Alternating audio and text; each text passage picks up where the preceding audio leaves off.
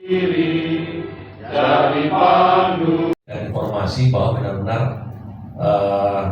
PT Gap Nikel hanya menambang saja, tidak menjalankan kewajibannya. Menjalankan kewajibannya terkait dengan penataan lahan bekas tambang. Jadi itu mohon bantuannya.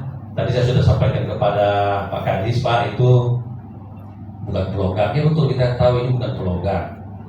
Saya akan juga panggil orang yang menaikkan berita ini. Ini kan berpengaruh ke kegiatan investasi yang ada di Papua Barat Daya. Gitu. Jadi sekaligus juga bahwa kita datang ke sini bukan jalan-jalan, ya. Kita di sini banyak manfaat ya. Kita kumpul di sini. Tadi kita sudah mendapatkan sedikit pengetahuan dari seorang motivator yang kelasnya bukan nasional lagi tapi sudah internasional, memberikan sedikit edukasi bagi kita bagaimana terkait dengan komunikasi yang baik ya.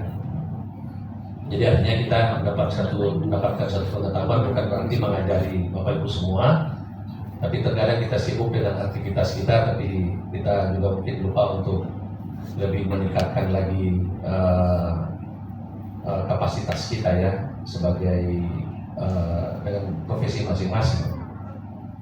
Kira-kira jadi itu juga menjawab tudingan yang mengatakan bahwa kita ini jalan-jalan ke sini, bukan jalan-jalan aja. Sekaligus juga kan seperti yang saya sampaikan kemarin, Bapak Ibu di Papua Barat Daya tinggalnya juga terpisah-pisah, jarang mungkin dikumpulkan seperti ini kan. Nah, jadi ini juga salah satu wadah untuk kita gunakan sebagai sarana untuk berkomunikasi, bersilaturahmi dengan satu dengan yang lain. Kira-kira seperti itu. Dan jelas tadi Pak Direktur sudah menyampaikan bahwa dengan membawa Bapak Ibu ke sini bukan tujuannya kami untuk mempengaruhi agar supaya Bapak Ibu tidak teguh pada prinsip jurnalistik. Kode etik jurnalistik itu mungkin paling penting ya. Tapi kita memberikan informasi agar supaya sebelum mencerna satu informasi supaya dapat informasi yang berimbang, kira-kira begitu.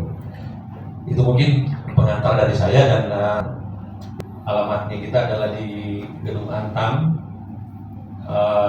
lantai 3 di Tower B. Nah,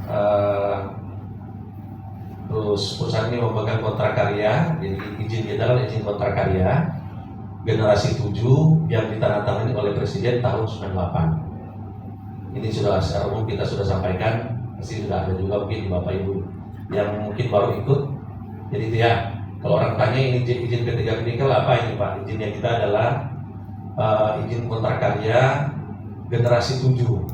Jadi izinnya PT Gap Nikel ditandatangani oleh Presiden yang dikeluarkan pada tahun 98. Gitu. Jadi awal kepemilikan saham mayoritas PT Gap Nikel dimiliki oleh Asia Pacific Nickel sebesar 75% dan Antam 25%. Dan pada tahun 2008 Antam berhasil mengakuisisi semua saham lewat APN. Sejak saat itu PT Gap Nikel sepenuhnya dikendalikan oleh PT Antam 100%. Jadi saham PT Gap Nikel itu dimiliki 100% oleh Antam. Gitu. Next. Nah, inilah visi kami. Visi kami adalah menjadi produsen nikel terintegrasi berskala global yang berwawasan lingkungan. Nah, diturunkan dalam misi menerapkan praktek kaidah pertambangan terbaik, melaksanakan pengelolaan human capital, penerapan inovasi dan teknologi yang terintegrasi untuk mencapai keunggulan kompetitif, melaksanakan praktek bisnis konservasi lingkungan dan program PPM tepat sasaran yang berkelanjutan untuk memberikan nilai tambah bagi pemangku kepentingan. Next.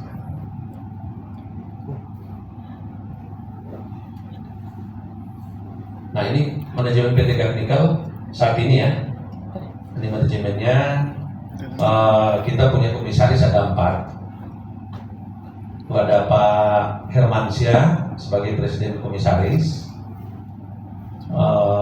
Beliau sekarang ini adalah staf khusus survei geologi di Kementerian SDM. Ini agak kabur-kabur.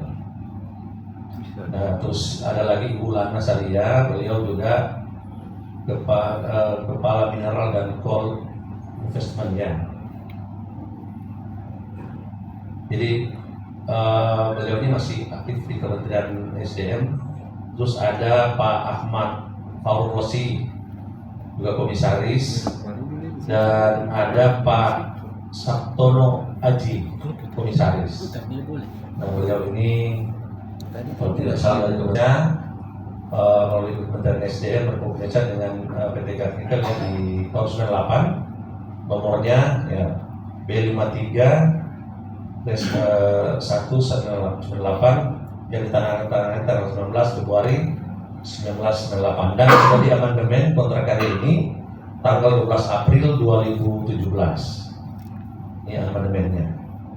Terus ini studi kelayakan atau FS ada yang tanggal 26 Maret 2012, terus tanggal 10 Desember 2018, tanggal 12 Agustus 2019 dan tanggal 13 Mei 2022.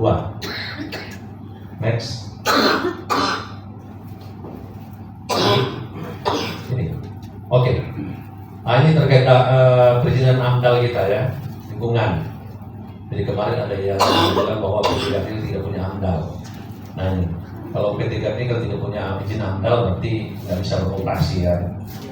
Nah, mungkin berarti semua orang yang bekerja di PT Karnikel tentunya sudah ditangkap semua kalau tidak punya izin AMDAL terus beroperasi, berbahaya itu. Nah, PT Karnikel ini perusahaan negara yang tentunya aturan, ya. Baik, jadi AMDAL kita itu ditandatangani oleh Keputusan Menteri Lingkungan Hidup Republik Indonesia nomor 02/1905 tahun 2014, tanggal 16 Mei 2014, ditandatangani oleh Keputusan Menteri Lingkungan Hidup dan Kehutanan Republik Indonesia SK 1244 Men LHK Sekjen PLA nomor 4/12/2022 tanggal 13 Desember 2022. Terus ada lagi namanya izin pinjam pakai kawasan karena PT Karnikel Pulau Gak ya. Pulau Gak itu ditetapkan sebagai kawasan hutan lindung sesuai Undang-Undang 41 tahun 99. Nah, itu Pulau Gak itu masuk dalam kawasan hutan lindung. Kalau tidak salah Raja Ampat juga hampir separuh masalah itu masuk kawasan hutan lindung. Jadi kalau kita beraktivitas di hutan lindung itu harus mengantongi izin ini, IPPKH namanya. Nah, izin pinjam pakai kawasan itu ditandatangani itu pada tahun 2015 ya. Ini ada apa namanya perizinannya, itu apa namanya terkait dengan PPKH. Nah, jadi inilah legalitas kita untuk kita boleh beraktivitas. Dan perlu saya tambahkan lagi bahwa jadi tidak semua sekarang yang Pulau Gak itu masuk dalam titik IPPKH. Jadi nanti kita pengajuannya kalau kita mau beraktivitas di lokasi di luar IPPKH kita ajukan ke kementerian. Dapat persetujuan baru perluasan IPPKH, keluar lagi izinnya. Gitu. Jadi kita mau ambil material di luar IPPKH saja itu tidak boleh. Bahkan kita bawa pasir misalnya mau bangun sesuatu di untuk prasarana kita di Pulau Gak itu, kita harus ambil pasir dari luar. Dari keluar Pulau Gak tidak boleh mengambil material itu di Pulau Gak itu ambil pasir sembarangan, tidak boleh. Kita menebang pohon saja di luar daripada IPPKH juga tidak boleh. Begitu. Bahkan di dalam IPPKH juga kalau kita mau beraktivitas eksplorasi sebelum kita tebang dari BPKH kalau nggak salah ya, dari Kementerian Perhutanan itu balai besarnya di Manokwari, dia harus hitung dulu berapa tegakannya pohon itu, jenis pohonnya, baru kita bayar namanya PSDADR. Disetor lagi tuh PSDADR, jadi nggak sembarangan mau beraktivitas di kawasan hutan lindung. Jadi itu Bapak ya,